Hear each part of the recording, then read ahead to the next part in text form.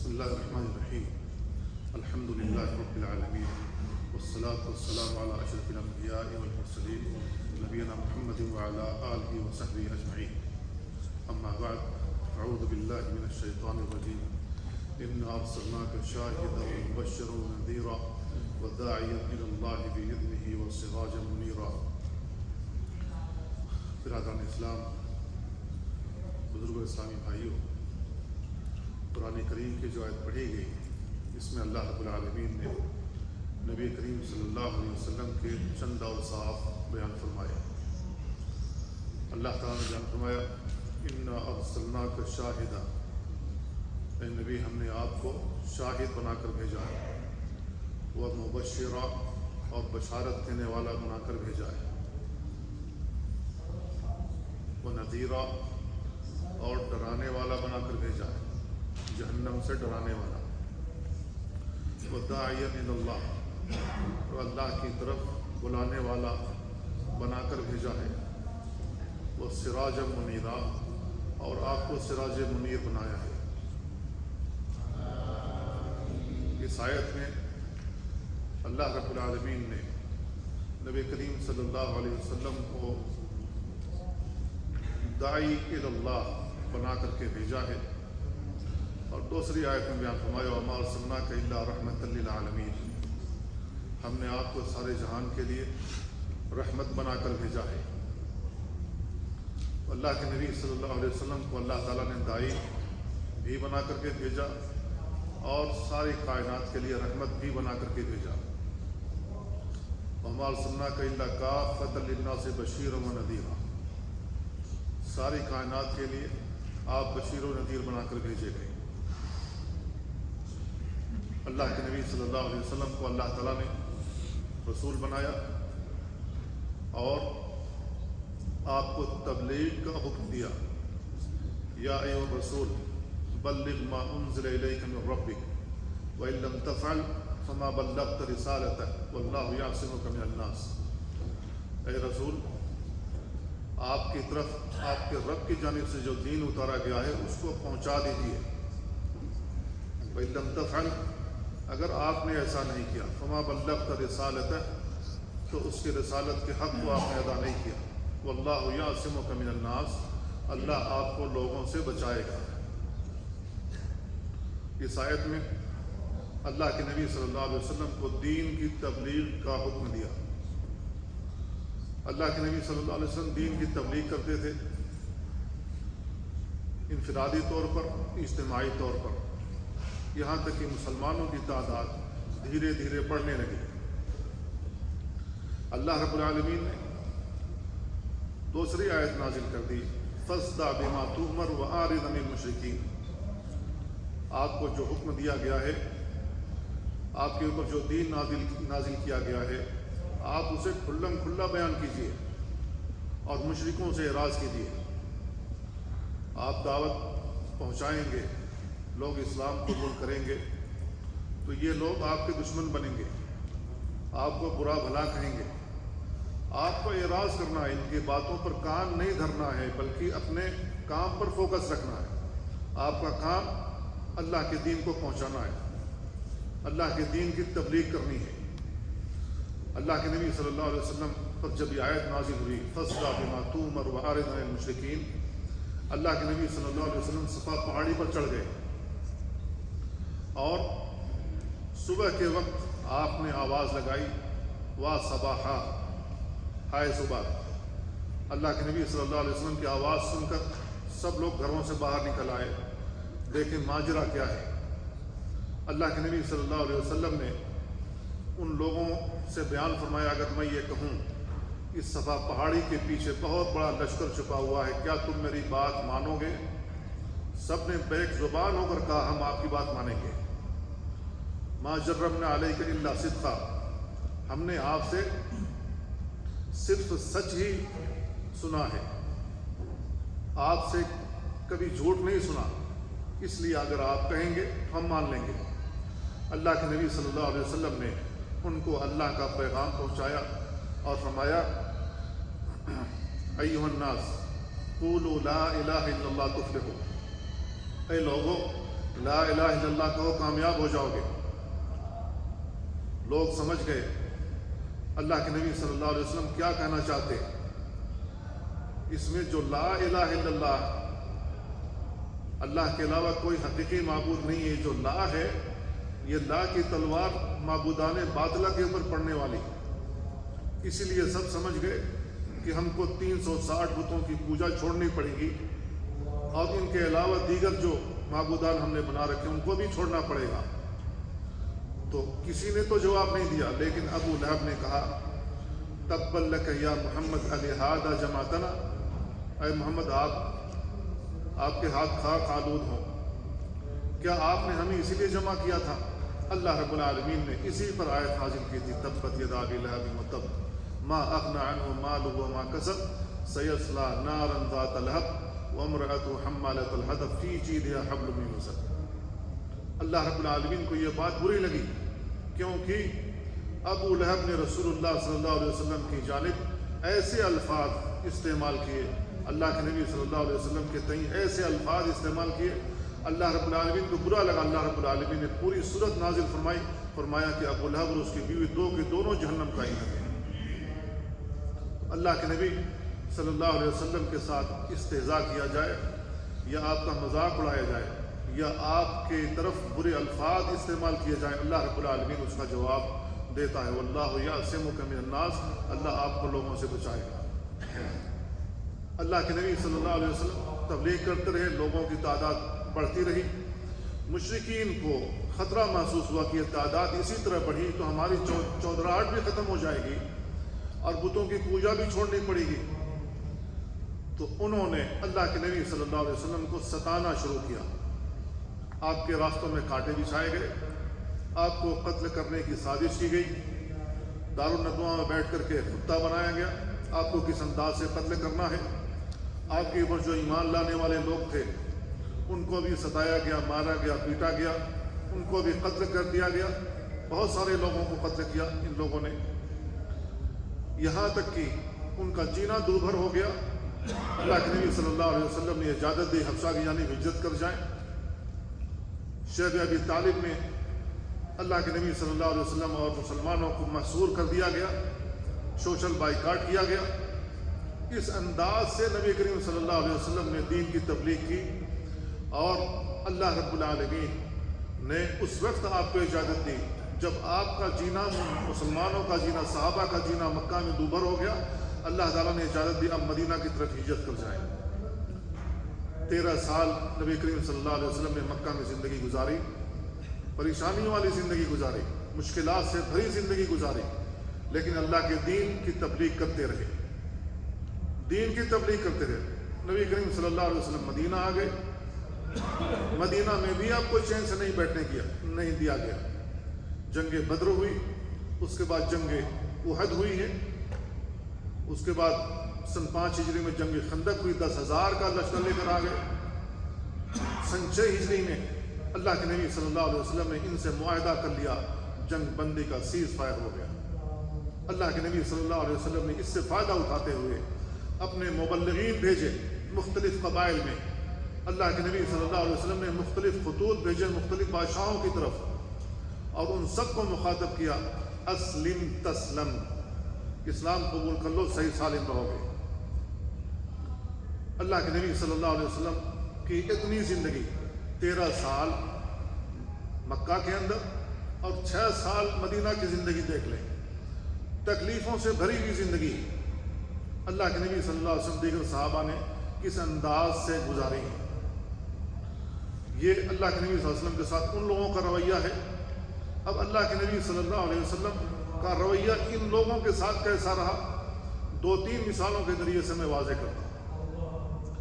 اللہ کے نبی صلی اللہ علیہ وسلم نے جب جنگ بدر کیا ہے تو اس میں 70 مشرکین پکڑ کر کے لائے گئے، قیدی بنائے گئے، جنگی قیدی بن کر کے اللہ کے نبی صلی اللہ علیہ وسلم کے حکم سے ان سب کو پابند سلاسل کر دیا گیا، ان سب کو قید کر دیا گیا مسجد نبوی میں، سب کے ہاتھ پیر باندھ دیے گئے۔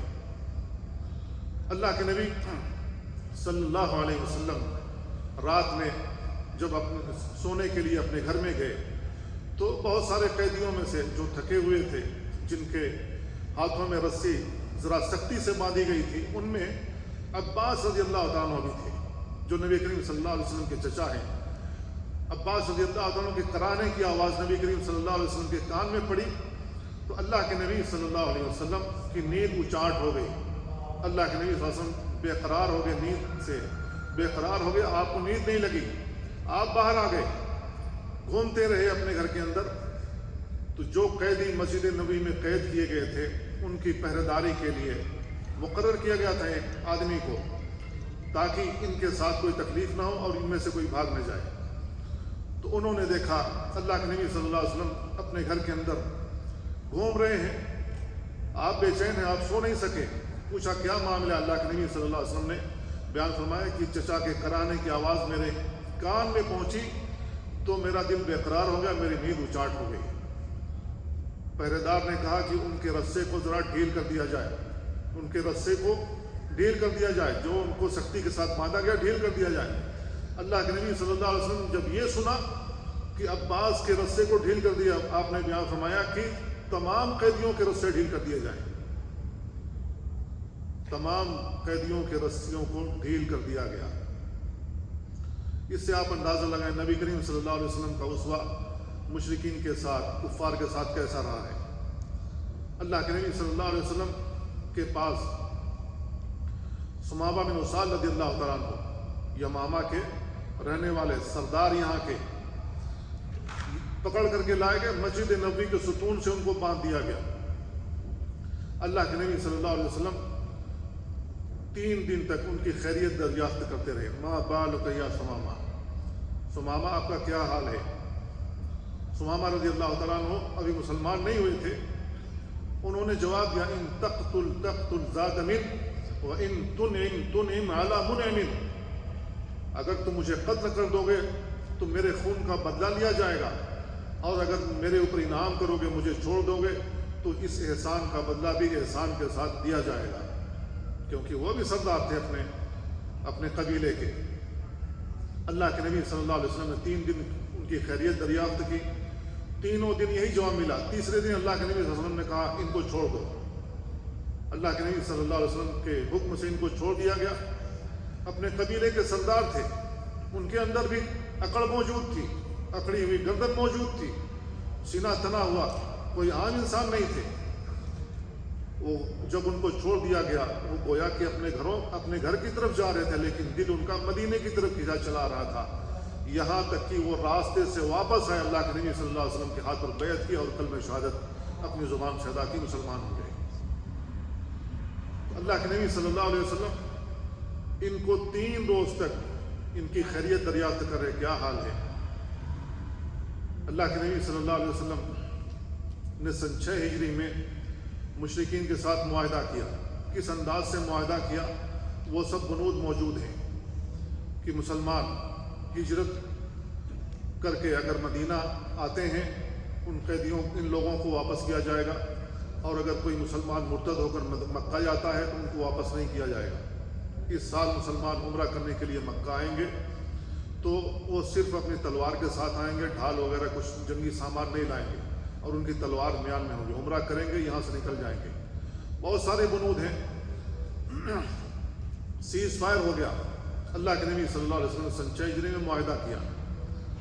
سن 8 ہجری میں اللہ کے نبی صلی اللہ علیہ وسلم کے ساتھ جن قبائل نے معاہدہ کیا کہ ہم آپ کے ساتھ رہیں گے، ان میں قبیلہ بنو خزاعہ کے لوگ تھے۔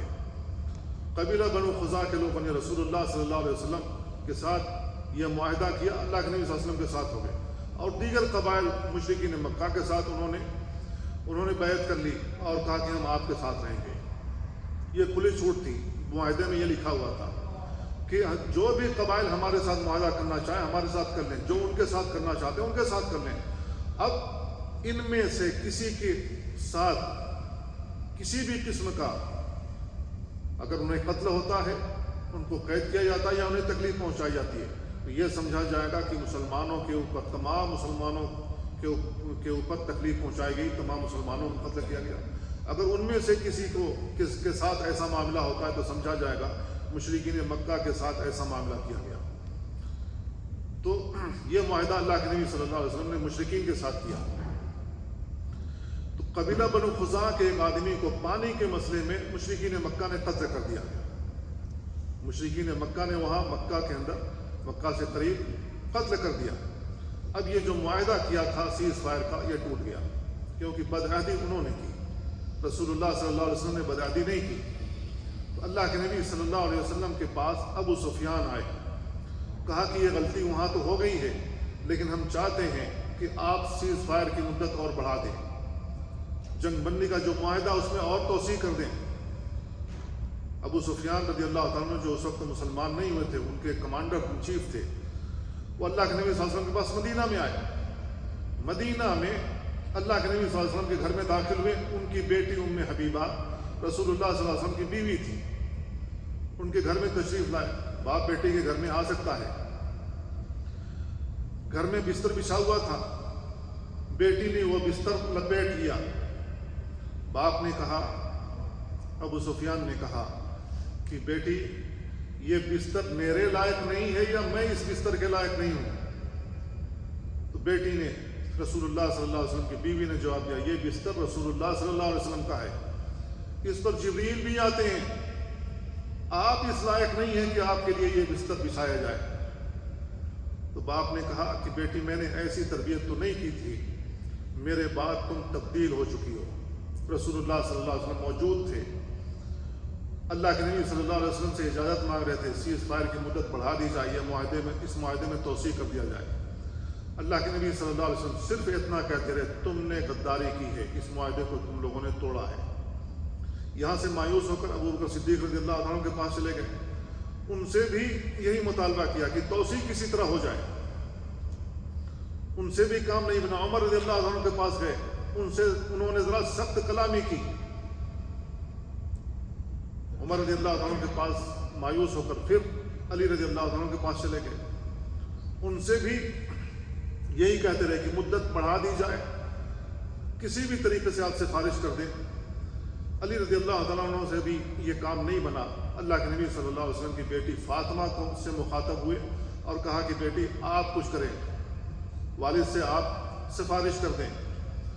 فاطمہ رضی اللہ تعالیٰ عنہ نے بھی ایسا نہیں کیا. وہیں پر ننھے بچے حسن رضی اللہ تعالیٰ عنہ موجود تھے.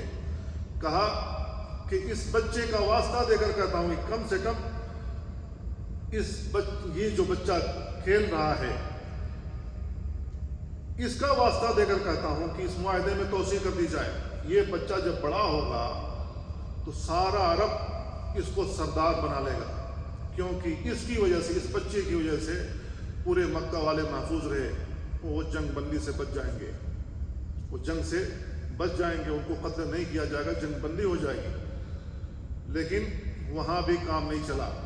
ابو سفیان مایوس ہو کر مکہ لوٹ گئے. مکہ والوں نے کہا کہ آپ وہاں سیز فائر کرنے کے لیے گئے تھے، کیا ہوا؟ کہا کہ مکمل مایوسی ہوئی ہے، مکہ والوں میں مکمل بے چینی ہے. اللہ کے نبی صلی اللہ علیہ وسلم کیا کرنا چاہتے ہیں؟ ابو سفیان جب واپس ہوئے، اللہ کے نبی صلی اللہ علیہ وسلم نے جنگ بندی کا حکم دے دیا. اپنی بیوی کو کہا میرا جنگی سامان تیار کیا جائے. صحابہ سے مخاطب ہوئی. اللہ کے نبی صلی اللہ علیہ وسلم نے کہا کہ جنگ کی تیاری کی جائے. کسی کو بھی خبر نہیں دیا کہاں جنگ کرنے جانا ہے، کس سے جنگ کرنا ہے، کوئی خبر نہیں. اللہ کے نبی صلی اللہ علیہ وسلم نے دل میں ارادہ کیا مکہ فتح کروں گا. اور اس سلسلے میں رسول اللہ صلی اللہ علیہ وسلم نے اللہ رب العالمین سے جو دعا کی ہے آپ اس پر غور کریں. اللہ کے نبی صلی اللہ علیہ وسلم نے اللہ تعالیٰ سے دعا کی، اللہم خذ العیون والاخبار عن قریش حتی نبغتها فی بلادها. اللہ رب العالمین جتنے بھی جاسوس، جتنے بھی خبریں دینے والے موجود ہیں، اللہ تعالیٰ تم سب کو پکڑ لے، قریش تک کوئی بھی خبر ہماری نہ پہنچنے پائے. ہم بے خبری میں ان پر جا دھمکنا چاہتے ہیں، بے خبری میں ان پر حملہ کرنا چاہتے ہیں. اللہ رب العالمین نے سارے جاسوسوں کو پکڑ لیا. کوئی بھی خبر لیک نہیں ہو رہی تھی کہ اللہ کے نبی صلی اللہ علیہ وسلم کیا کرنا چاہتے ہیں. 10,000 کا لشکر لے کر اللہ کے نبی صلی اللہ علیہ وسلم مکہ کی جانب روانہ ہو گئے. مر الزہران نامی جگہ پہنچے.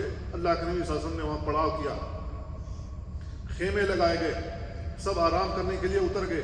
اللہ کے نبی صلی اللہ علیہ وسلم نے حکم دیا ہر خیمے کے پاس آگ جلائی جائے. خیمے دور دور لگائے جائیں، آگ جلائی جائے، یہاں سے وہاں تک جہاں تک دیکھو آگ ہی آگ۔ مکہ والوں میں بے چینی موجود تھی، اللہ کے نبی صلی اللہ علیہ وسلم کیا کرنا چاہتے ہیں، کوئی خبر نہیں پہنچ رہی ہے۔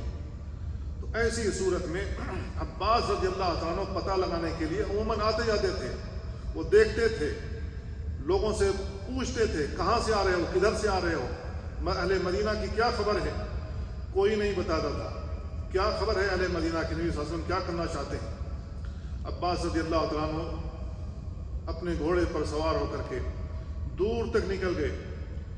جب رات ہوئی ہے دیکھا کہ آگ جل رہی ہے، ایک پہاڑ پر چڑھ گئے کہ کیسی آگ ہے، دیکھا کہ یہاں سے وہاں تک آگ پھیلی ہوئی ہے۔ وہ گھومتے گھماتے اللہ کے نبی صلی اللہ علیہ وسلم کے پاس پہنچ گئے۔ لوگوں نے پہچان لیا نبی کریم صلی اللہ علیہ وسلم کے چچا ہیں عباس رضی اللہ تعالیٰ عنہ، وہی مسلمان ہو گئے، وہی مسلمان ہو گئے۔ اور اللہ کے نبی صلی اللہ علیہ وسلم سے کہا کہ یہ 10,000 کا جو لشکر آپ کے ساتھ موجود ہے، اگر آپ صبح سویرے ان کے اوپر حملہ آور ہو جاتے ہیں تو وہ قطعاً آپ کا مقابلہ نہیں کر سکتے۔ مسلمانوں میں خوشی کی لہر دوڑ گئی، اللہ کے نبی صلی اللہ علیہ وسلم کے چچا عباس مسلمان ہو گئے، ان کے لیے خیمہ الگ کر دیا گیا، آپ خیمے میں تشریف رکھیں۔ اسی کو پتہ لگانے کے لیے ابو سفیان اور اس کے 2 اور ساتھی حکیم بن حزام اور بدیل بن ورقہ، یہ 3 لوگ یہی پتہ لگانے کے لیے کہ مدینہ کی جانب سے کوئی خبر نہیں ہے، چلتے چلتے مرو الزہران پہنچے، دیکھا یہاں آگ کیسی ہے، وہ بھی پہاڑی پر چڑھ گئے۔ پہاڑی پر چڑھ کر دیکھا یہ تو بہت بڑا لشکر لگ رہا ہے، بہت بڑا لشکر ہے، لیکن ان کو یہ نہیں سمجھ میں آ رہا تھا یہ کون لوگ ہیں، کس لیے آئے ہیں، کہاں جا رہے ہیں۔ سب آپس میں باتیں کر رہے ہیں، 3 کے تینوں آپس میں باتیں کر رہے ہیں، یہ کون لوگ ہیں، نہیں جان پا رہے تھے کہ اللہ کے نبی صلی اللہ علیہ وسلم کا لشکر ہے۔ تو ایسی صورت میں عباس رضی اللہ تعالیٰ عنہ نبی کریم صلی اللہ علیہ وسلم کے خچر پر وہ گھوم رہے تھے، اسی لشکرگاہ میں گھوم رہے تھے، گھومتے گھومتے وہ دور نکل گئے، یہاں تک کہ 3 لوگوں کی یہ جو آپس میں باتیں کر رہے تھے، ان 3 لوگوں کی آواز سن لی۔ عباس رضی اللہ عنہ نے جب ابو سفیان کی آواز سنی پہچان گئے کہ یہ تو ابو سفیان ہے۔ عباس رضی اللہ عنہ نے آواز لگائی، ابو سفیان کہا ہاں۔ ابو سفیان نے کہا کہ ابو الفضل آپ کہاں؟ ابو الفضل عباس رضی اللہ عنہ کی کنیت ہے۔ عباس رضی اللہ عنہ ابو سفیان کے پاس گئے، ابو سفیان وہاں موجود تھے اپنے دونوں ساتھیوں کے ساتھ۔ عباس رضی اللہ عنہ نے کہا کہ یہ رسول اللہ صلی اللہ علیہ وسلم کا لشکر ہے، بہت بڑا لشکر لے کر کے آئے، اگر صبح سویرے مکہ پر جا دھمکتے ہیں تم ان سے مقابلہ نہیں کر سکتے، بے موت مارے جاؤ گے۔ ابو سفیان نے کہا پھر کیا کرنا چاہیے؟ کہا کہ میرے خچر پر بیٹھو۔ رسول اللہ صلی اللہ علیہ وسلم کا خچر سب پہچانتے تھے کہ اللہ کے نبی کا خچر ہے، کہا میرے خچر پر پیچھے بیٹھو۔ ان کو کمبل اڑھایا تاکہ کوئی پہچان نہ سکے، ان کو لے کر اللہ کے نبی صلی اللہ علیہ وسلم کے پاس عباس رضی اللہ عنہ جا رہے تھے۔ عمر رضی اللہ عنہ نے دیکھ لیا کہ یہ تو عباس ہیں، لیکن پیچھے کون ہے، یہ چادر میں لپٹا ہوا پیچھے کون ہے؟ انہوں نے پوچھا پیچھے کون آپ کے بیٹھا ہوا ہے، کوئی جواب نہیں دیا۔ عمر رضی اللہ عنہ کو شبہ ہوا، وہ آئے چادر کھولا، دیکھا یہ ابو سفیان ہے، کہا اللہ کا دشمن ابو سفیان ہمارے کیمپ میں کیسے گھس آیا، بغیر پیشگی اطلاع کے، بغیر اجازت کے دشمنوں کا کمانڈر ہمارے معسکر میں کیسے گھس آیا ہے؟ اللہ کے نبی صلی اللہ علیہ وسلم سے اجازت طلب کرتا ہوں کہ اس کی گردن مار دوں۔ وہ سیدھے اپنے گھوڑے کی طرف گئے۔ عباس رضی اللہ عنہ جان گئے کہ کس لیے جا رہے ہیں، انہوں نے اپنے خچر کو ایڑ لگائے، نبی کریم صلی اللہ علیہ وسلم کے پاس پہلے پہنچ گئے اور اللہ کے نبی صلی اللہ علیہ وسلم کے پاس جا کر کے کہا کہ اللہ کے نبی یہ ابو سفیان ہے، میں نے ان کو پناہ دی ہے، یہ میری پناہ میں ہے۔ اتنے میں عمر رضی اللہ عنہ آ گئے اور دیکھا کہ ابو سفیان وہاں موجود ہیں۔ عمر رضی اللہ عنہ نے اللہ کے نبی صلی اللہ علیہ وسلم سے کہا کہ اللہ کے نبی آپ مجھے اجازت دیں، میں اس کی گردن مار دوں۔ یہ اجازت کے بغیر یہاں آیا کیسے؟ یہ دشمن ہے، ہمارے لشکرگاہ میں یہ آیا کیسے؟ اللہ کے نبی صلی اللہ علیہ وسلم نے عمر رضی اللہ عنہ سے کہا کہ یہ عباس رضی اللہ عنہ کی پناہ میں ہے۔ اللہ کے نبی صلی اللہ علیہ وسلم نے عباس رضی اللہ عنہ کو کہا کہ ان کو اپنے خیمے میں لے جائیں اور جب صبح ہو فجر کی نماز کے بعد ان کو میرے سامنے پیش کیا جائے۔ اللہ کے نبی صلی اللہ علیہ وسلم نے جب فجر کی نماز پڑھ لی تو عباس رضی اللہ عنہ ابو سفیان کو لے کر کے آئے۔ ابو سفیان نبی کریم صلی اللہ علیہ وسلم کے سامنے حاضر ہیں۔ اللہ کے نبی صلی اللہ علیہ وسلم ان کو دیکھ کر کہتے ہیں ویحک یا ابا سفیان، ابو سفیان تیری خرابی، تو برباد ہو، الم یان لک ان تعلم ان لا الہ الا اللہ، کیا ابھی بھی وقت نہیں آیا کہ تو لا الہ الا اللہ کا اقرار کر لے؟ ابھی بھی وقت نہیں آیا ہے کہ تو لا الہ الا اللہ اپنی زبان سے پڑھ لے، اس بات کا اقرار کر لے کہ اللہ کے علاوہ کوئی حقیقی معبود نہیں ہے؟ اللہ کے نبی صلی اللہ علیہ وسلم نے ان کو سب سے پہلے کلمہ توحید لا الہ الا اللہ کی دعوت دی۔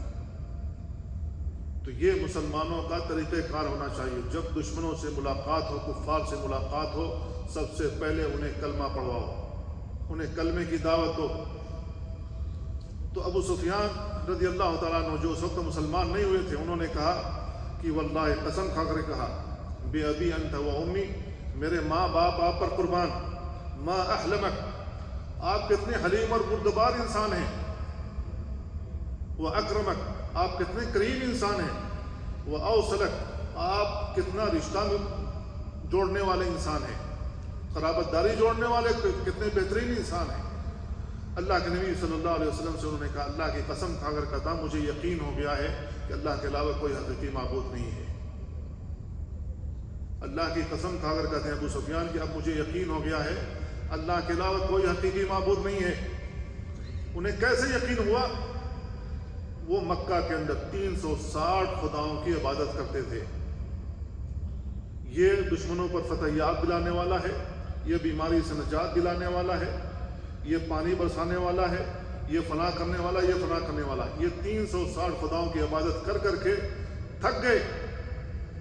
اگر یہ سچے خدا ہوتے تو کم سے کم ان لوگوں کو خبر تو کر دینی چاہیے تھی، ان لوگوں کو بتا تو دینا چاہیے تھا کہ محمد صلی اللہ علیہ وسلم ہمارے سر پر سوار ہیں اپنی فوج کے ساتھ۔ ان میں سے کسی نے بھی ہمیں خبر نہیں کیا، تو اس کا مطلب یہ کہ سب کے سب جھوٹے ہیں۔ ذالک بان اللہ هو الحق وان ما تدعون من دونه الباطل، اللہ رب العالمین ہی حقیقی معبود ہے، اللہ کو چھوڑ کر جن کی بھی عبادت کرتے ہو، دعا کرتے ہو، سب کے سب باطل ہیں۔ کہا کہ مجھے یقین ہو گیا کہ اللہ کے علاوہ کوئی حقیقی معبود نہیں، کیونکہ ہمارے معبودان ہمارے کام نہیں آئے۔ تو اب یقین ہو گیا کہ اللہ ہی حقیقی معبود ہے جو آپ کے ساتھ ہے۔ پھر اللہ کے نبی صلی اللہ علیہ وسلم نے کہا کہ ویحک یا ابا سفیان، ابو سفیان تیری خرابی ہو، کیا ابھی بھی وقت نہیں آیا کہ تم اس بات پہ اقرار کرو کہ میں محمد اللہ کا رسول ہوں؟ تو ابو سفیان نے کہا کہ اس بات کو قبول کرنے میں مجھے ذرا تحمل ہے، شرح صدر ابھی نہیں ہوا۔ لیکن کافر جب کفر کی حالت میں ہوتا ہے تو بہت دقت سے کسی بات کو سوچتا ہے اور بہت دقیق بات کرتا ہے۔ ابو سفیان نے کہا کہ میرا شرح صدر نہیں ہوا، میں کیسے مان لوں کہ آپ اللہ کے رسول ہیں؟ آپ سے جنگ ہی اس بات پر ہوئی ہے کہ ہم آپ کو اللہ کا رسول مانیں یا نہ مانیں۔ اگر آپ کو اللہ کا رسول مان لی ہوگی تو ہم نے جنگ کیوں کی آپ سے؟ تو ابھی مجھے شرح صدر نہیں ہوا ہے۔ عباس رضی اللہ تعالیٰ عنہ نے جب یہ بات سنی کہ ابو سفیان یہ کریں، انہوں نے ڈانٹ کر کہا ابو سفیان اسلام قبول کر لو ورنہ تمہاری گردن مار دی جائے گی۔ ابو سفیان نے فوری طور پر کلمہ شہادت لا الہ الا اللہ محمد رسول اللہ کا اقرار کیا، لیکن وہ بات جو انہوں نے کہی تھی شرح صدر نہیں ہوا۔ اللہ کے نبی صلی اللہ علیہ وسلم سمجھ گئے۔ اللہ کے نبی صلی اللہ علیہ وسلم نے عباس کو کہا ان کو اپنے خیمے میں لے جائیں، ہم حملہ کرنے والے ہیں، اور مکہ ان کو سیدھے لے جاؤ اور مکہ کا جو اوپری حصہ ہے ان کو وہاں کھڑا کرو تاکہ ہماری فوج داخل ہونے کا یہ منظر اپنی آنکھوں سے دیکھ سکے۔ اللہ کے نبی صلی اللہ علیہ وسلم نے اپنی فوج کو ترتیب دیا تھا، یہ فوج اس راستے سے داخل ہوگی، یہ فوج اس راستے سے داخل ہوگی۔ 7 راستے تھے مکہ میں داخل ہونے کے۔ اللہ کے نبی صلی اللہ علیہ وسلم ان 7 راستوں سے، اللہ کے نبی صلی اللہ علیہ وسلم کی فوج ان 7 راستوں سے داخل ہوئی۔ اللہ کے نبی صلی اللہ علیہ وسلم کا جو لشکر تھا وہ سب سے بڑا تھا، انصار و مہاجرین پر مشتمل تھا۔ جب یہ آخری لشکر آیا ہے تو ابو سفیان نے پوچھا کہ یہ کس کا لشکر ہے؟ عباس رضی اللہ عنہ نے کہا کہ یہ انصار و مہاجرین کا لشکر ہے، رسول اللہ صلی اللہ علیہ وسلم اسی میں موجود ہیں۔ وہاں ابو سفیان کا دل بے قابو ہو گیا۔ ابو سفیان نے کہا اب یہاں گواہی دیتا ہوں کہ محمد اللہ کے سچے رسول ہیں، اب یہاں گواہی دیتا ہوں۔ کیوں گواہی دیتا ہوں؟ اس لیے کہ ابرہہ بھی اپنی فوج لے کر کے آیا تھا مکہ والوں کو تباہ کرنے کے لیے، خانہ کعبہ کو ڈھانے کے لیے۔